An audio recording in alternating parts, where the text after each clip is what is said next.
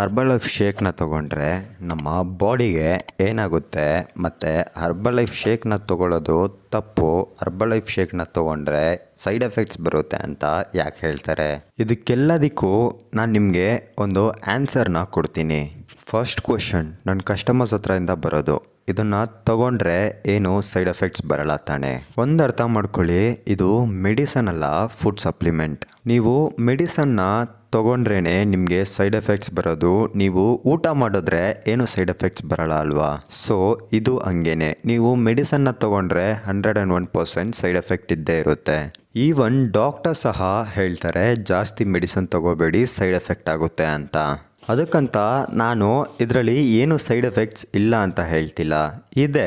But ನೀವು ಕರೆಕ್ಟಾಗಿ wellness ಕೋಚ್ದು guidance ತೊಗೊಂಡು ಫಾಲೋ ಮಾಡಿದ್ರೆ ಸೈಡ್ ಎಫೆಕ್ಟ್ಸ್ ಬರಲ್ಲ ಅಂತ ಹೇಳ್ತಾ ಇದ್ದೀನಿ. ಮತ್ತು ನಾನು ನಿಮ್ಮ ಹತ್ರ ಒಂದು ಕ್ವೆಶನ್ ಕೇಳ್ತೀನಿ, ಸೈಡ್ ಎಫೆಕ್ಟ್ಸ್ ಬರುತ್ತೆ ಅಂದರೆ ಈ ಕಂಪನಿ ಹೆಂಗೆ 45 ಇಯರ್ಸಿಂದ 95 ಕಂಟ್ರೀಸ್ನಲ್ಲಿ ರನ್ ಆಗ್ತಿದೆ ಅಂತ ಯೋಚನೆ ಮಾಡಿ ನೋಡಿ.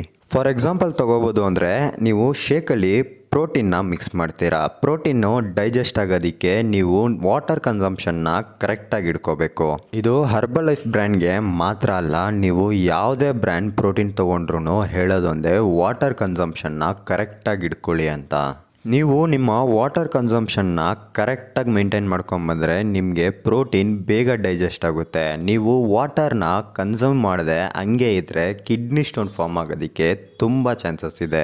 ಇನ್ನೂ ಸ್ವಲ್ಪ ಕಸ್ಟಮರ್ಸ್ ಬಂದ್ಬಿಟ್ಟು ನನಗೆ ಕಾಲ್ ಮಾಡ್ತಾರೆ, ಸರ್ ನಾನು ಒಬ್ಬರ ಹತ್ರ ಪ್ರಾಡಕ್ಟ್ ಇಸ್ಕೊಂಡೆ, ಆದರೆ ಅವರು ನನಗೆ ಪ್ರಾಪರಾಗಿ ಗೈಡ್ ಮಾಡ್ತಿಲ್ಲ ಅಂತ.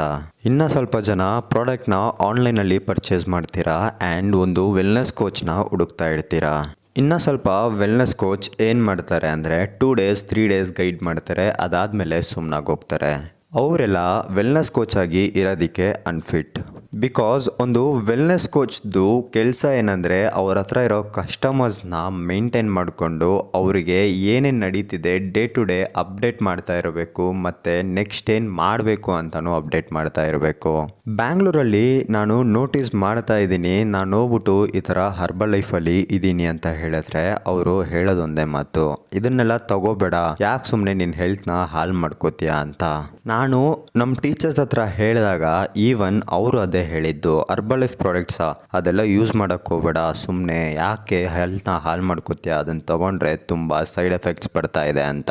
ಇದಕ್ಕೆಲ್ಲ ಮೇನ್ ರೀಸನ್ ಬಂದ್ಬಿಟ್ಟು ಕಸ್ಟಮರ್ಸ್ ಅವರಾಗವ್ರೆ ಓನ್ ಡಿಸಿಷನ್ ತೊಗೊಂಡು ಅವರು ಪ್ರಾಡಕ್ಟ್ನ ಪರ್ಚೇಸ್ ಮಾಡಿಕೊಂಡು ಫೇಕ್ ಪ್ರಾಡಕ್ಟ್ಸ್ ಬರ್ತಿದೆ ಅಂತ ಹೇಳೋದು, ಮತ್ತು ಕನ್ಸ್ಯೂಮ್ ಮಾಡೋಕ್ಕೆ ಗೊತ್ತಿಲ್ಲದೆ ಒಂದು ಪ್ರಾಪರ್ ಗೈಡೆನ್ಸ್ ಇಲ್ಲದೆ ಕನ್ಸ್ಯೂಮ್ ಮಾಡೋದು. ಬಟ್ ನಾನು ಅದನ್ನು ಚೇಂಜ್ ಮಾಡೋಣ ಅಂತ ಇದ್ದೀನಿ. ನಾನು ನನ್ನ ಕಸ್ಟಮರ್ಸ್ಗೆ ಬೆಟರ್ ರಿಸಲ್ಟ್ಸ್ನ ತೆಗೆಸ್ಕೊಡ್ತೀನಿ, ಮತ್ತು ನಾನು day to day each and every ಕಸ್ಟಮರ್ಸ್ಗೆ ಕಾಲ್ ಮಾಡಿ ಅವರು ಏನು ಮಾಡ್ತವ್ರೆ, ಏನು ಮಾಡಬೇಕು ಅಂತ ಸಹ ಕಂಪ್ಲೀಟ್ ಇನ್ಫಾರ್ಮೇಷನ್ನ ಕೊಡ್ತೀನಿ. ನಾನು ನನ್ನ ಟೀಮ್ಗೂ ಅದೇ ಹೇಳ್ಕೊಡೋದು, ನಿಮ್ಮ ಕಸ್ಟಮರ್ಸ್ನ ನೀವು ಕರೆಕ್ಟಾಗಿ ಮೇಂಟೈನ್ ಮಾಡಿ, ಅವ್ರ ಜೊತೆ ಒಳ್ಳೆ ರಿಲೇಷನ್ಶಿಪ್ಪಲ್ಲಿ ಇರಿ, ಅವ್ರಿಗೆ ಪ್ರಾಪರ್ ಗೈಡೆನ್ಸ್ನ ಕೊಡಿ ಅಂತ.